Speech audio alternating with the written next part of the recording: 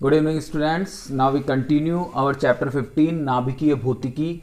और नाभिकीय भौतिकी के अंदर आज हमारा टॉपिक है नियंत्रित एवं अनियंत्रित श्रृंखला अभिक्रियाएं। अब ये नियंत्रित एवं अनियंत्रित श्रृंखला अभिक्रियाएं क्या होती हैं, इनको हम थोड़ा सा समझ लें। नियंत्रित श्रृंखला अभिक्रिया का मतलब होता है जिसके अंदर जो नाभिकीय अभिक्रियाएं हैं वो नियंत्रित क्रम में चलें। नियंत्रित क्रम से चलने से मतलब ये है कि नाभिकीय उत्पाद बने, उनका और आगे विखंडन हो, फिर नाभिकीय, लेकिन ये जो नाभिकीय उत्पादों की चेन चले, वो नाभिकीय उत्पादों की चेन कैसी चली? एक नियंत्रित क्रम में।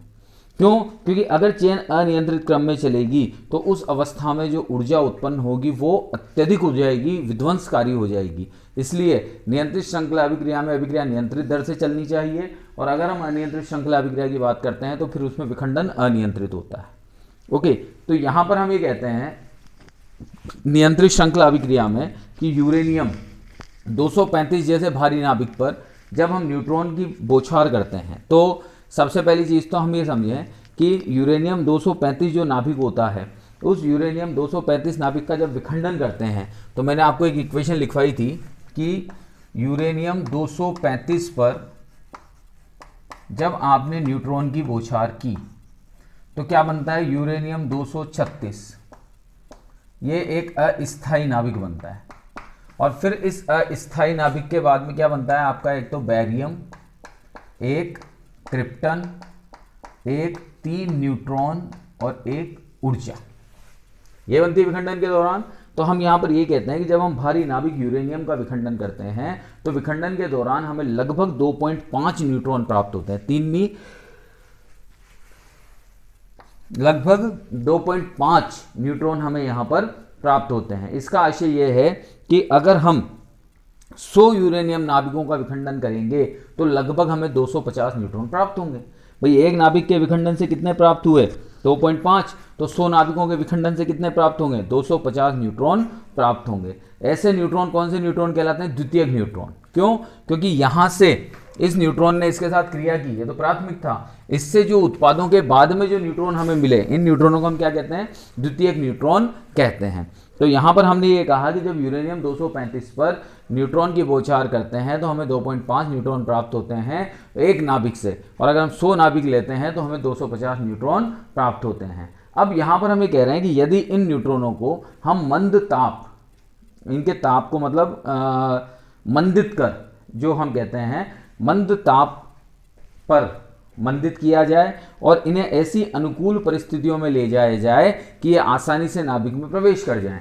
कि हमने नाभिकीय विखंडन में, क्योंकि हमने पढ़ा था कि मंद न्यूट्रॉन क्या होते हैं, नाभिक के अंदर प्रवेश कर जाते हैं और विखंडन क्रिया कर देते हैं। तो यहां पर हम ये कह रहे हैं कि इन न्यूट्रॉनों को क्या किया जाए? मंदित किया जाए और फिर तापीय न्यूट्रॉनों की ऊर्जा तक ले जाया जाए, ताकि ये न्यूट्रॉन विखंडनीय पदार्थ में उपस्थित यूरेनियम 235 नाभिकों का विखंडन कर सकें।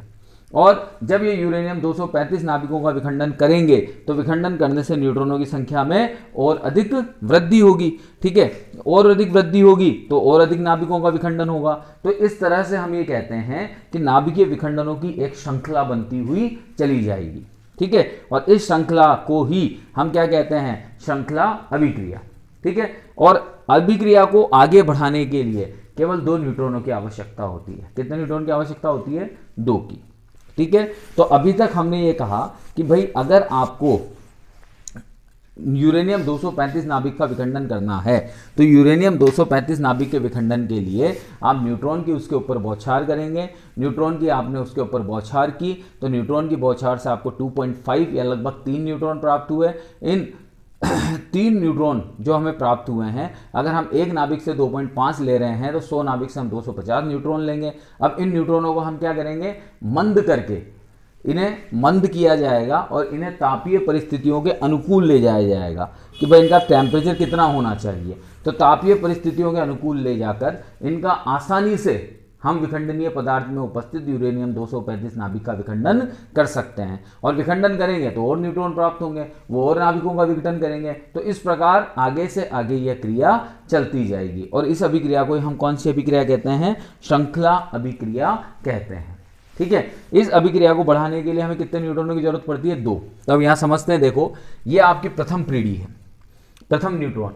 यह न्यूट्रॉन यूरेनियम से जाकर टक्कर करता है, यूरेनियम से जाकर टक्कर करता है तो द्वितीय पीढ़ी प्राप्त होती है। क्यों? क्योंकि यहाँ से 2 न्यूट्रॉन और मुक्त हुए। ये 2 न्यूट्रॉन क्या करते हैं, फिर आगे जो विखंडनीय पदार्थ में यूरेनियम है उनसे जाके टकराते हैं, उनसे जाके जब टकराते हैं तो फिर 2 न्यूट्रॉन प्राप्त होते हैं, इससे भी 2 न्यूट्रॉन प्राप्त होते हैं, फिर ये और आगे जाते हैं, फिर न्यूट्रॉन। तो न्यूट्रॉनों की संख्या लगातार क्या होती जा रही है, बढ़ती जा रही है हर पीढ़ी में। ये आपकी प्रथम पीढ़ी थी 1 न्यूट्रॉन, द्वितीय पीढ़ी में 2 न्यूट्रॉन, तृतीय पीढ़ी में 4 न्यूट्रॉन, चतुर्थ पीढ़ी में 8 न्यूट्रॉन। तो इस तरह से न्यूट्रॉनों की संख्या लगातार क्या होती जा रही है, बढ़ती जा रही है। ठीक है, अब हम यहाँ पर ये कहते हैं कि भाई श्रृंखला अभिक्रिया अपने आप आगे बढ़े, स्वसंपोषी हो, यानी उसको किसी के भी सहायता की जरूरत ना हो, किसी बाह्य स्रोत की आवश्यकता ना हो, तो श्रृंखला स्वसंपोषी हो। इसके लिए यह आवश्यक है कि यूरेनियम 235 के विखंडन से प्राप्त न्यूट्रॉनों में से कम 1 न्यूट्रॉन आगे अभिक्रिया के लिए उपलब्ध रहे। समझिएगा मेरी बात, हम क्या कह रहे हैं कि ये जो श्रृंखला अभिक्रिया है स्वसंपोषी हो। स्वसंपोषी, स्वसंपोषी का मतलब होता है अपने आप चलने वाली।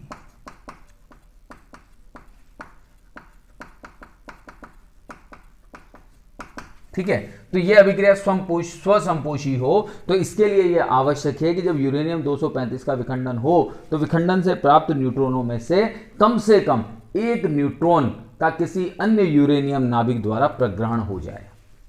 यानी कम से कम 1 न्यूट्रॉन जो दूसरा यूरेनियम नाभिक है उससे जाकर टकरा जाए या उसके द्वारा ग्रहण कर लिया जाए।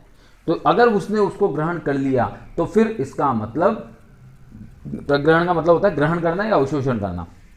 तो श्रृंखला अभिक्रिया को स्वसंपोषी बनाने के लिए यह आवश्यक है कि विखंडन अभिक्रिया के दौरान उत्पन्न न्यूट्रॉनों में से कम 1 न्यूट्रॉन का यूरेनियम के द्वारा प्रग्रहण या अवशोषण हो जाए, जिससे उस यूरेनियम का विखंडन हो जाए।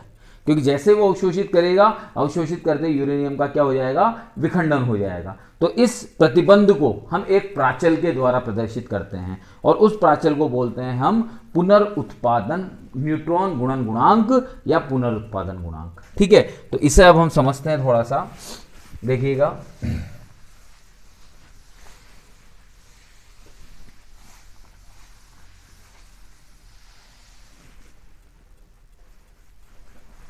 हम क्या कह रहे हैं कि नाभिकीय अभिक्रिया के, या नाभिकीय नहीं बोलेंगे,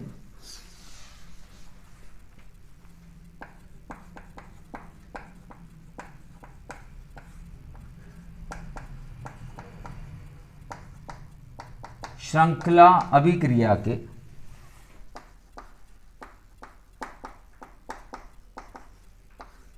स्वसंपोषी, यानी सेल्फ अपने आप होने वाली, स्वसंपोषी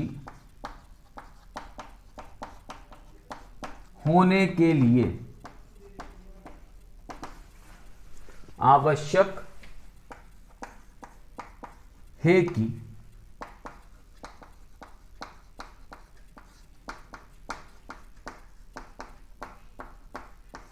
विखंडन से उत्पन्न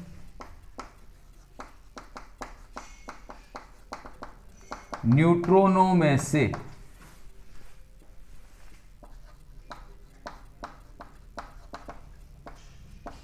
कम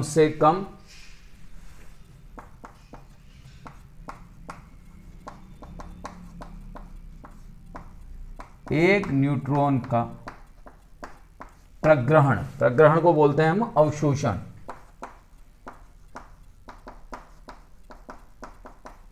यूरेनियम 235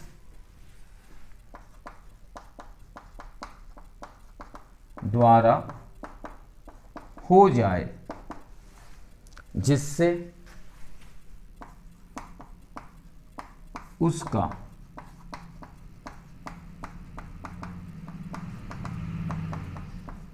विखंडन हो जाए। ठीक है, अब इसको दर्शाने के लिए, इस पूरे प्रोसेस को दर्शाने के लिए हम एक गुणांक का उपयोग करते हैं, जिस गुणांक को हम बोलते हैं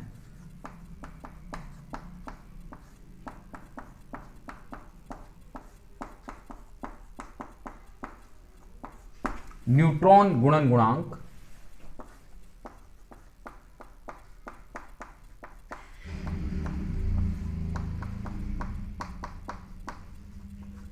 या पुनरुत्पादन गुणांक। ठीक है, और इसे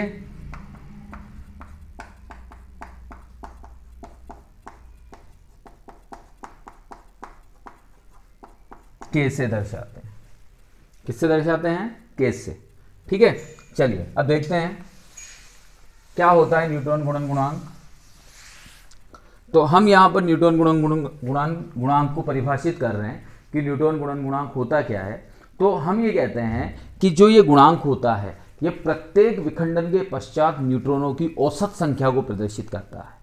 यानी हर विखंडन के बाद कितने औसत न्यूट्रॉन बचे उनकी औसत संख्या को यह गुणन गुणांक प्रदर्शित करता है, और जो आगामी विखंडन को दर्शाते हैं, क्योंकि जो न्यूट्रॉन निकलेंगे या जो न्यूट्रॉन बचेंगे वो आगामी विखंडन को क्या करेंगे? दर्शाएंगे। तो यहां पर हम लिखते हैं न्यूट्रॉन गुणन गुणांक क्या होता है, उसकी डेफिनेशन मतलब फॉर्मूला हम लिखते हैं। तो न्यूट्रॉन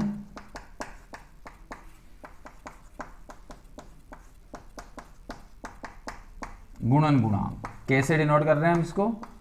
के इक्वल्स टू। अब न्यूटन गुणन गुणांक के का जो फॉर्मूला होता है वो होता है विखंडन की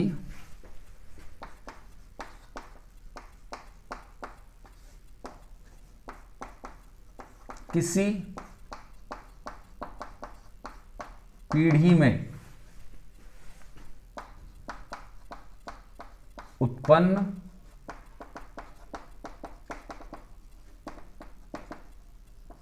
न्यूट्रॉनों की संख्या अपॉन, अब विखंडन की किसी पीढ़ी में उत्पन्न न्यूट्रॉनों की संख्या अपॉन, अब इस पीढ़ी से पूर्व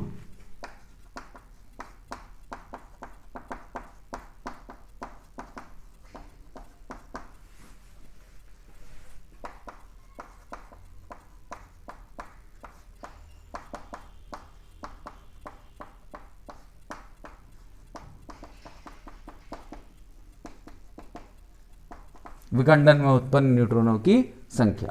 तो न्यूटन गुणन गुणांक को हम कैसे परिभाषित कर रहे हैं कि विखंडन की किसी पीढ़ी में उत्पन्न न्यूट्रॉनों की संख्या और उससे पूर्व पीढ़ी में न्यूट्रॉनों की संख्या, यानी विखंडन हुआ उसके बाद कितने न्यूट्रॉन उत्पन्न हुए और विखंडन होने से पहले कितने न्यूट्रॉन थे, तो इन दोनों का जो अनुपात होता है वो न्यूट्रॉन गुणन गुणांक या पुनर्उत्पादन गुणांक कहलाता है।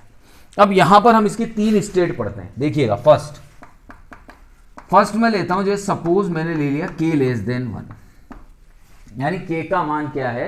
1 से कम है। अब जब आप k लेस देन 1 लेते हैं, सॉरी ग्रेटर देन लेते हैं पहले, हम लेते हैं पहले k ग्रेटर देन 1। अब जब आपने k ग्रेटर देन 1 लिया तो इसका मतलब ये हो गया कि विखंडन की किसी पीढ़ी में उत्पन्न न्यूट्रॉनों की संख्या, इसको हम दे देते हैं a से डिनोट कर देते हैं सपोज, और इसको b से डिनोट कर देते हैं। तो अगर k ग्रेटर देन 1 है तो ये ग्रेटर देन 1 हो गया, तो इसका मतलब क्या हुआ? a greater than b। इसका मतलब ये हो गया आपका कि विखंडन के पश्चात न्यूट्रॉनों की संख्या बढ़ी, किससे? विखंडन से पूर्व न्यूट्रॉनों से।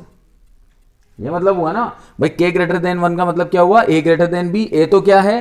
किसी पीढ़ी में उत्पन्न न्यूट्रॉनों की संख्या, और b क्या है? उससे पूर्व उत्पन्न न्यूट्रॉनों की संख्या। तो इसका मतलब आगे जो विखंडन हुआ उस विखंडन में न्यूट्रॉनों की संख्या ज्यादा रही, किससे? पहले होने वाले विखंडन से।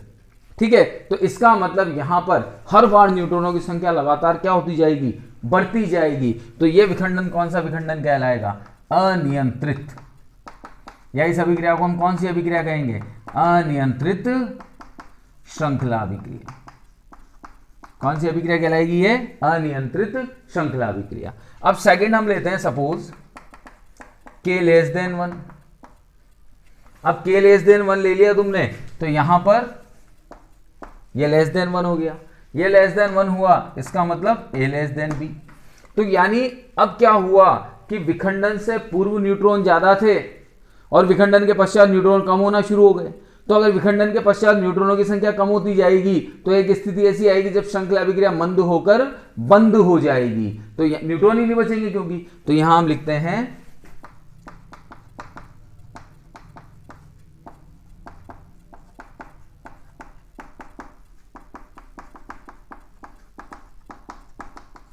श्रृंखला अभिक्रिया आगे नहीं बढ़ेगी। ठीक है, अब तीसरा ले लेते हैं हम k इक्वल्स टू 1। अब जब आपने k इक्वल्स 1 लिया तो k इक्वल्स 1 लेते ही क्या हुआ, a इक्वल्स b हो गया। इसका मतलब पूर्व में जितने न्यूट्रॉन थे बाद में भी उतने ही न्यूट्रॉन हैं, फिर उसके बाद में भी उतने ही न्यूट्रॉन होंगे, यानी श्रृंखला अभिक्रिया नियंत्रित रूप से चलती हुई चली जाएगी।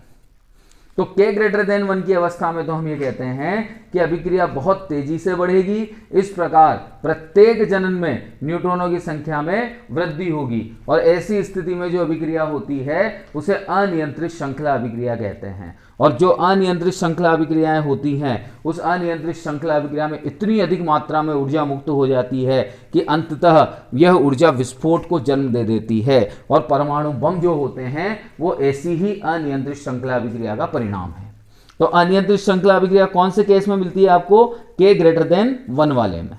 ठीक है, इसके बाद हम k लेस देन 1 की बात कर रहे थे, तो k लेस देन 1 में क्या होगा कि स्वसंपोषी अभिक्रियाएं संभव नहीं होगी, यानी अपने आप अभिक्रिया होगी नहीं। क्यों नहीं होगी, क्योंकि न्यूट्रॉनों की संख्या हर पीढ़ी में क्या होती जा रही है, कम होती जा रही है, और उत्तरोत्तर जब कमी आएगी तो कुछ जननों के बाद श्रृंखला अभिक्रिया पूर्ण रूप से बंद हो जाएगी।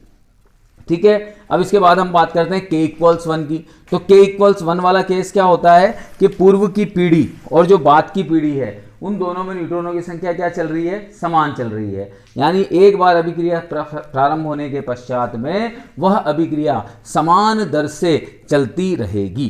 ठीक है, और इस प्रकार की अभिक्रिया को हम क्या कहते हैं, नियंत्रित श्रृंखला अभिक्रिया कहते हैं। तो जो परमाणु भट्टियां होती हैं, परमाणु भट्टियों में कौन सा केस रखा जाता है, कौन सी k का मान कितना रखा जाता है, k का मान 1 रखा जाता है ताकि नियंत्रित श्रृंखला अभिक्रिया चलती रहे।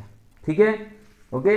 इसके बाद में कुछ इंपॉर्टेंट पॉइंट, कुछ इंपॉर्टेंट फैक्ट्स आते हैं नियंत्रित और नियंत्रित श्रृंखला अभिक्रिया के, तो देखते हैं हम लोग।